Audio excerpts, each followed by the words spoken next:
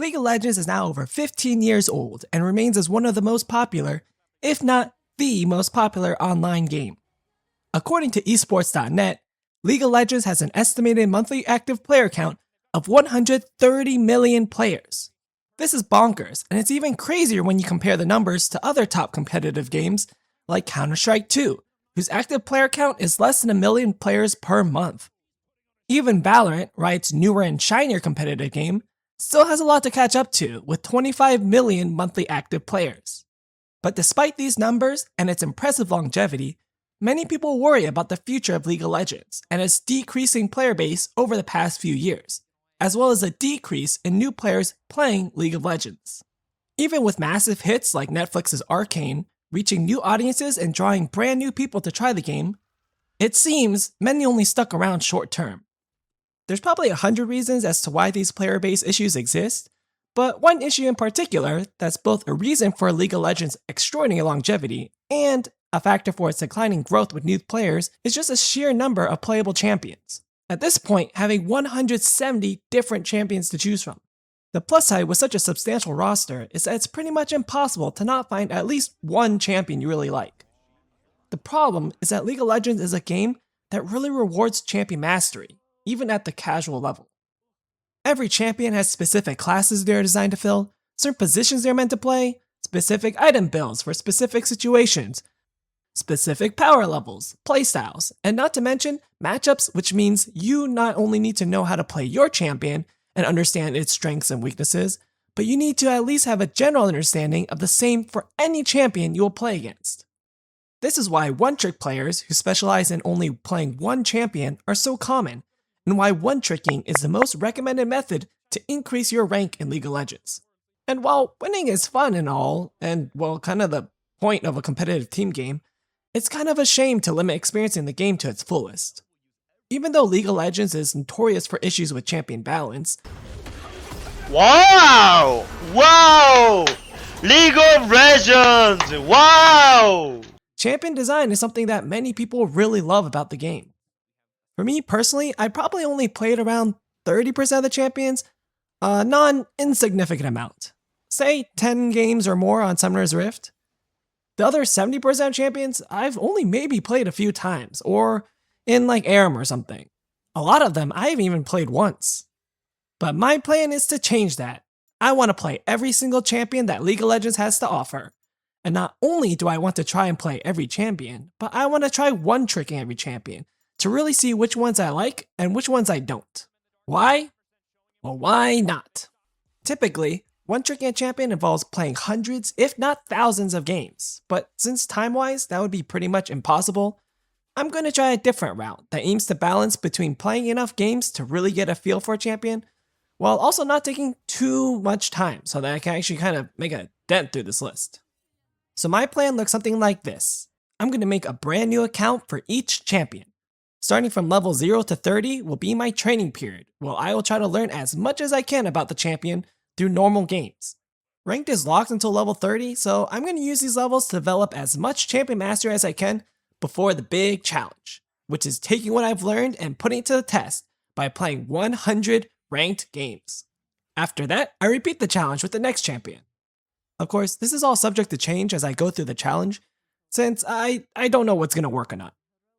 The first champion on the list is already going to give me a serious challenge. Aatrox, the Darkened Blade. I beg for death. No, I am its bringer. I am the God Killer. Whether mistaken for a demon or god, many tales have been told of the Darkened Blade, but few know his real name, or the story of his fall. In ancient times, long before desert sands swallowed the empire, a mighty champion of Shurima was brought before the Sun Disk to become the avatar for a now-forgotten celestial ideal.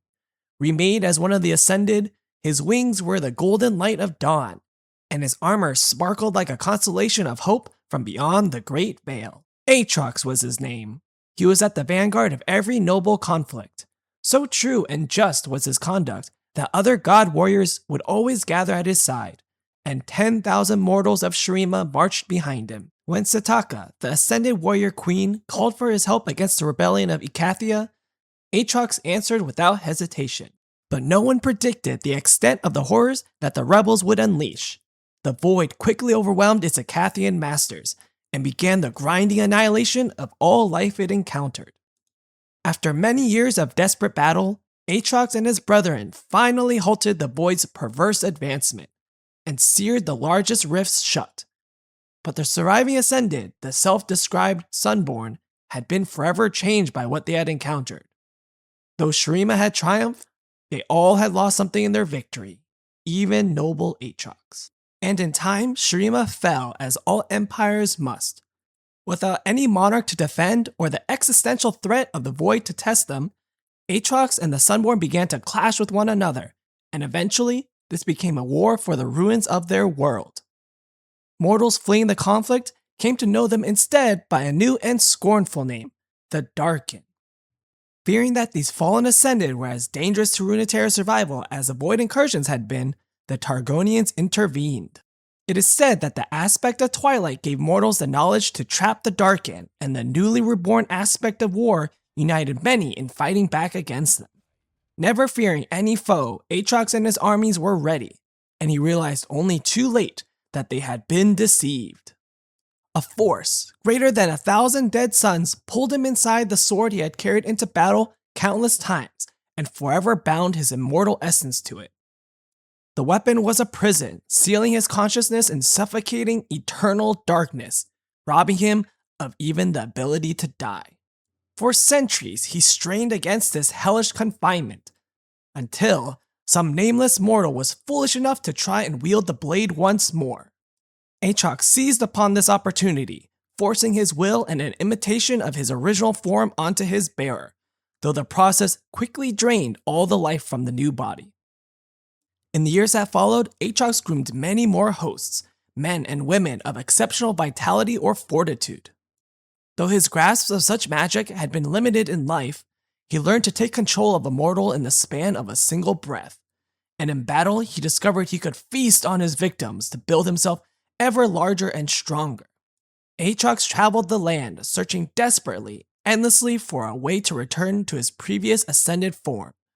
But the riddle of the blade proved unsolvable, and in time, he realized he would never be free of it. The flesh he stole and cruelly shaped began to feel like a mockery of his former glory, a cage only slightly larger than the sword. Despair and loathing grew in his heart. The heavenly powers that Aatrox had once embodied had been wiped from the world and all memory. Raging against this injustice, he arrived at a solution that could only be born of a prisoner's desperation. If he could not destroy the blade or free himself, then he would embrace oblivion instead. Now, Aatrox marches toward his merciless goal, bringing war and death wherever he goes. He clings to a blind hope. If he can drive all of creation into a final, apocalyptic battle where everything else is destroyed, then maybe he and the blade will also cease to exist. Aatrox is part of the Juggernaut class, which is a mix between a fighter and a tank. Juggernauts excel at dealing massive melee damage while also being capable of taking a lot of damage.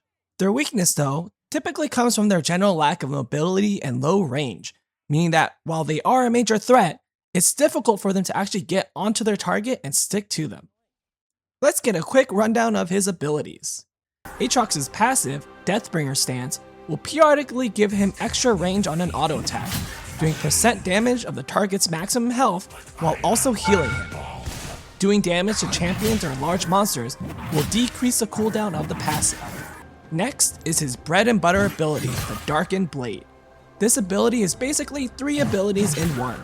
Each cast for the Darkened Blade is a different type of strike, with each one doing more damage than the previous one. Each strike has its own sweet spot hitbox.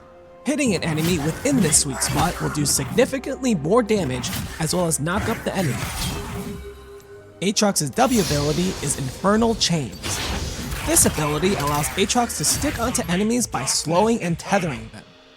If the tether remains connected to the enemy after 1.5 seconds, the enemy will then be pulled to the center of the area. Aatrox's E ability gives him an extra passive of healing for a percentage of the damage he does to enemy champions. It's also a short dash that he can use to dash over certain walls, as well as used in combination with the darkened blade. Aatrox's ultimate is called World Ender, where he unleashes his true form for 10 seconds. When transforming into this form, he instantly fears nearby minions and monsters, gains extra size, damage, self-healing, and movement speed. Taking down an enemy champion unleashes the form again, extending its duration. For runes, Aatrox does have a few options, but Conquer is typically his best setup, along with Triumph, Legend of Haste, and Last Stand. For secondary runes, you'll mostly use the Resolve tree. Second Wind or Bone Plating is useful. Second Wind is great for helping you with sustain, and Bone Plating is great when dealing with other melee auto-attackers who want to fight you. Then, you can be flexible between choosing Overgrowth for extra health, Revitalize to give you more healing, or Unflinching when the enemy team comp has a lot of crowd control, like stuns and slows. All three are good and situational. Then you'll take 2 Adaptive Forces and extra flat health. If the enemy team comp has a ton of CC, you can switch to flat health for more tenacity, which will reduce their effectiveness. His most popular current item build is either Sunder Sky or Spear Shogun first, followed by Voltaic Cyclosword and Plated Steel Caps. Fourth is either Serelda's Grudge or Sterk's Gauge, and from then on you can build the other fourth item and Death Stance. Hubris is also gaining popularity as it's a great snowball item giving you extra AD for each kill that you get. Now that you have a general idea of Aatrox, you now know just as much about him as I do, because I have never played Aatrox, and on top of that, top lane is probably my weakest role. I almost never play top lane. So this first part of the challenge ain't gonna be pretty, but I just want to have fun. So if you want to follow along, then please like and subscribe. Thank you!